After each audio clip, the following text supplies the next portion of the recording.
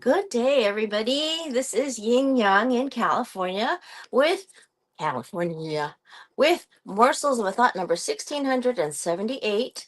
I am here every day for you, at least 10 minutes, and I'm talking about Words and Wisdom Wednesday. Today is a Wednesday, so we do Words and Wisdom, and I put up the book, The Tao Te Ching. The Tao Te Ching was written by Lao Tzu about 2,000 years ago, before Christ, and he was a very well renowned philosopher. He was a contemporary of Confucius. I can't remember which one of them is older, but they were apart by about 60 years, maybe something big. So one of them was a grown up before the other one was born. But anyway, we shall read from number 57. Number 57 in the Tao Te Ching, translated by Stephen Mitchell. And there's an illustrator, an illustrated journey. So we've got these mountains from Guilin here.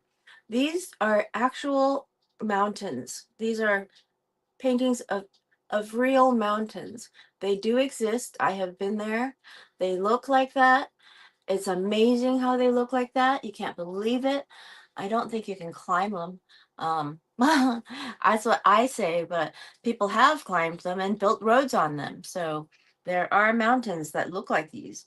Okay, now, if you want to be a great leader, number 57, you must learn to follow the Tao. The Tao means the way or a path, a path. Tao means path as well. Okay, if you want to be a great leader, you must learn to follow the Tao. Stop trying to control. Let go of fixed plans and concepts, and the world will govern itself. The more prohibitions you have, the less virtuous people will be. The more weapons you have, the less secure people will be. The more subsidies you have, the less self reliant people will be. Therefore, the master says, I let go of the law, and people become honest. I let go of economics, and people become prosperous. I let go of religion, and people become serene.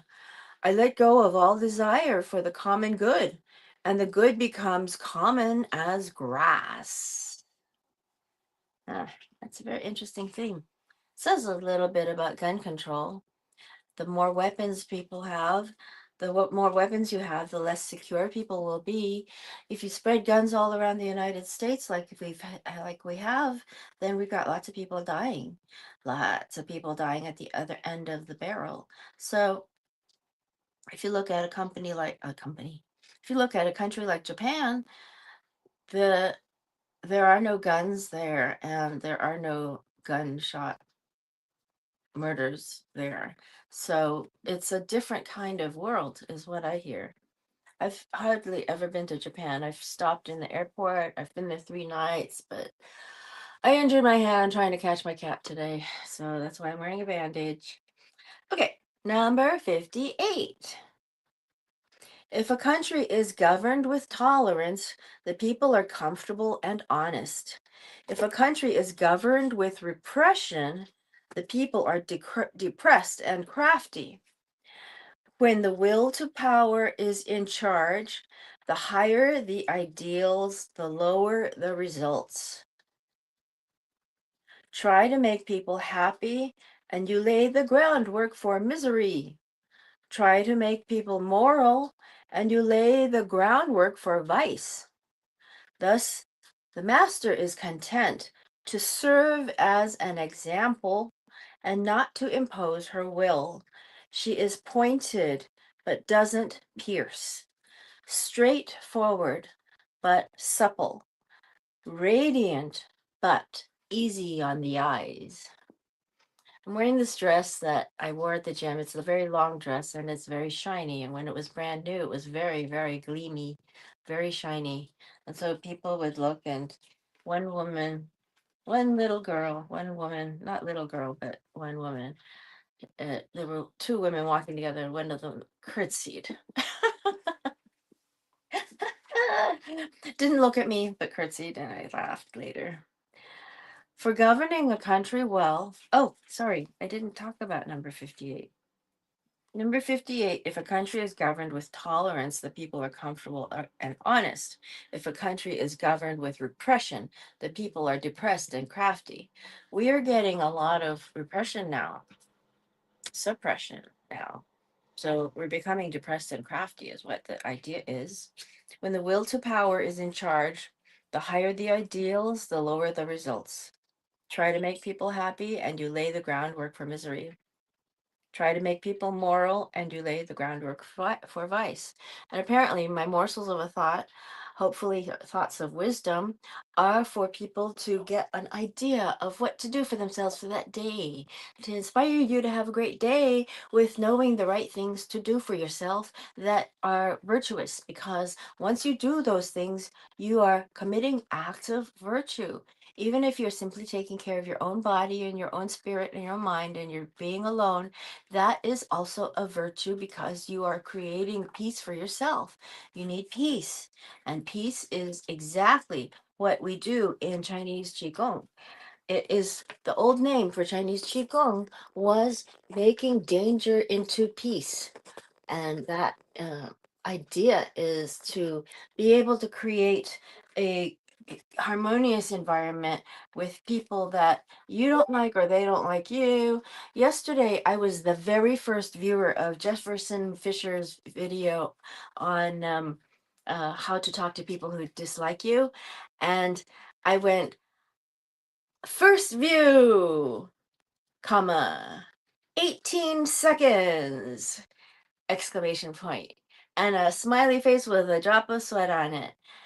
And I got a heart back from Jefferson Fisher, and he wrote, "Thanks for the support." So, um, why did I mention that?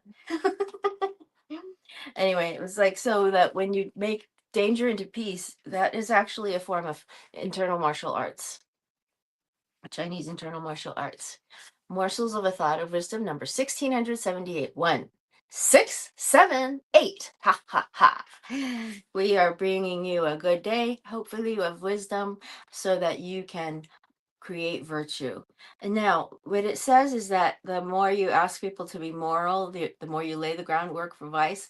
Well, the idea is for me, I am laying the groundwork for vice, but not deliberately. I'm saying that with your action, you can decrease vice. You can demolish vice because you're acting out of wisdom and you're creating virtue. Okay. For governing a country well, this is number 59 now in the Tao Te Ching. We are reading Lao Tzu. Lao Tzu was excuse me. For governing a country well, there is nothing better than moderation. The mark of a moderate man is freedom from his own ideas, tolerant like the sky, all pervading like sunlight, firm like a mountain, supple like a tree in the wind. He has no destination in view and makes use of anything life happens to bring his way. Nothing is impossible for him because he has let go. He can care for the people's welfare as a mother cares for her child.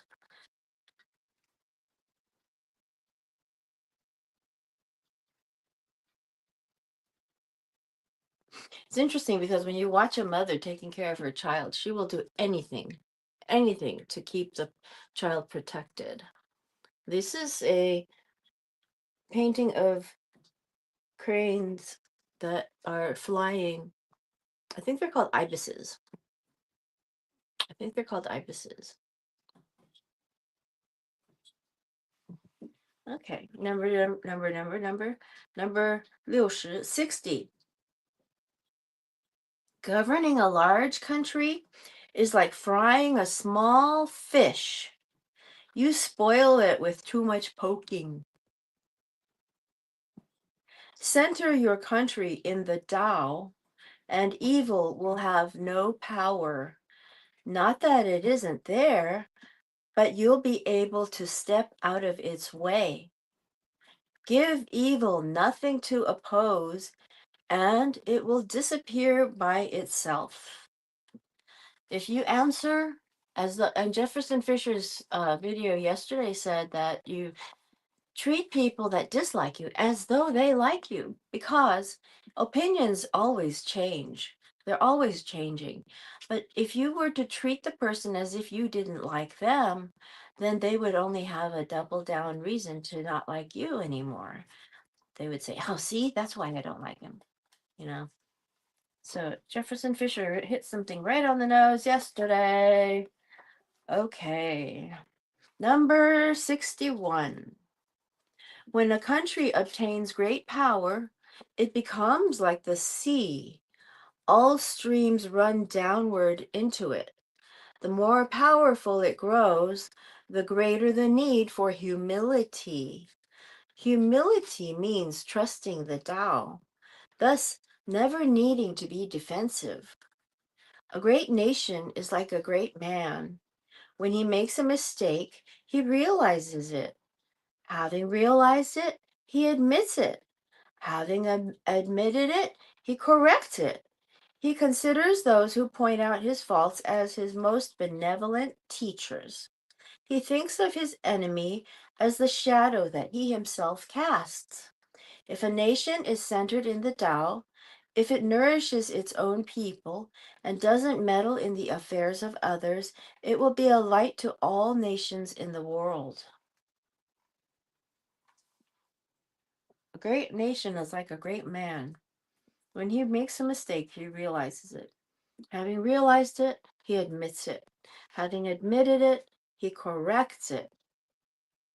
Mm. So he realizes it, admits it, and corrects it. Okay. Because when you realize that you've made a mistake, you don't necessarily, when you are realizing you made a mistake, you haven't yet communicated to others that you're realizing this. So then you admit it. After you admit it, then you correct it. That's very important. Number 62, the Tao is the center of the universe, the good man's treasure, the bad man's refuge. Honors can be bought with fine words. Respect can be won with good deeds. But the Tao is beyond all value, and no one can achieve it. Thus, when a new leader is chosen, don't offer to help him with your wealth or your expertise. Offer instead to teach him about the Tao. Why did the ancient masters esteem the Tao? Because being one with the Tao, when you seek, you find. And when you make a mistake, you are forgiven. This is why everybody loves it. There's a Tao, a way, even in flower arrangements. Japanese do flower arrangements very nicely. Oh, I forgot to show you the picture here. This is an interesting picture. This is a close up of one of the mountains and a house in between.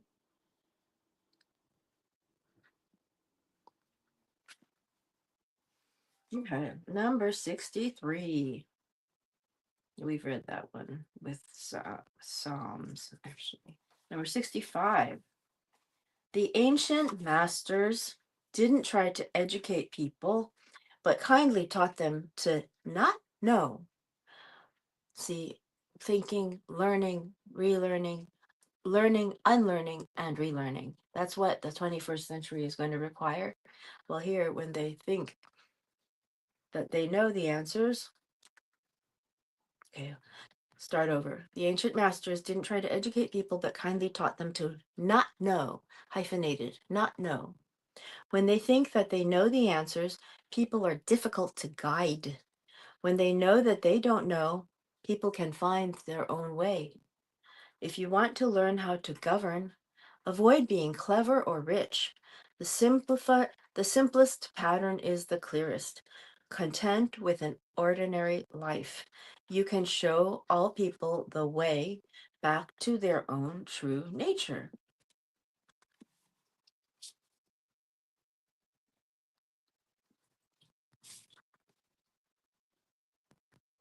I usually interrupt people when I talk.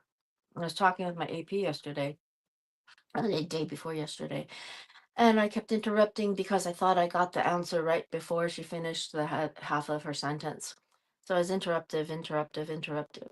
And I thought about myself. I said, no, that's wrong, And she hadn't actually said anything, but I realized it. I admitted it to her. And I said I would try to correct it. And I tried to correct it, but apparently I don't do it very well. It's my opinion. She didn't say that, but I feel like that. And when she talks now, I try to leave a space, It's hard because when you are when they think that they know the answers, for example, I think I know the rest of the sentence before the person has finished it. People are difficult to guide. They're like blah blah blah blah blah. I'm talking blah blah blah blah blah. When they know that they don't know, people can find their own way. So I figured out that I don't know the other half of the sentence that my AP is telling me. So then I find my own way. Okay, number 66. I was born in 66. Um, we are reading The Tao Te Ching, an illustrated journey, translated by Stephen Mitchell. It's British English in here. He centers with a CNTRE. Anyway, all streams flow to the sea is number 66 because it is lower than they are. Humility gives it its power. If you want to govern the people, you must place yourself below them. If you want to lead the people, you must learn how to follow them. The master is above the people, and no one feels oppressed. She goes ahead of the people, and no one feels manipulated. The whole world is grateful to her because she competes with no one. No one can compete with her. He uses the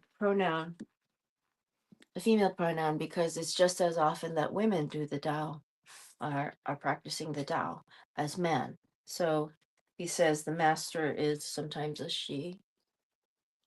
So this is all those beautiful mountains. They really, really, really, really look like that though. And then look at all the tiles on the house. Can you imagine building that house? Freaking gosh. Wow. And it's open. So gee whiz. And they used paper for windows. Goodness gracious. Yeah. Yeah. And there used to be kung fu movies where a person would lick their finger and put a little hole in the paper as though nobody would notice a hole in their window, paper window. This is a fan. It's a picture of a fan.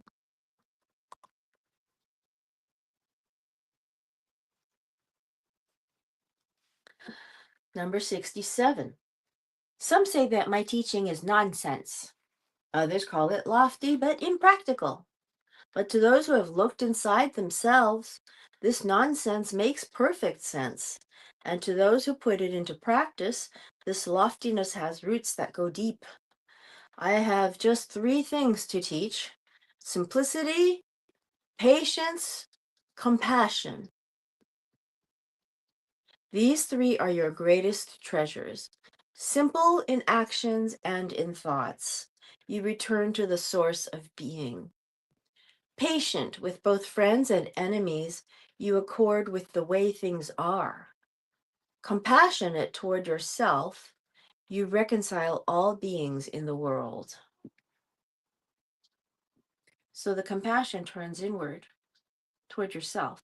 Being um, compassionate, making a compassionate self machine to your mechanism to think, and your judgment system.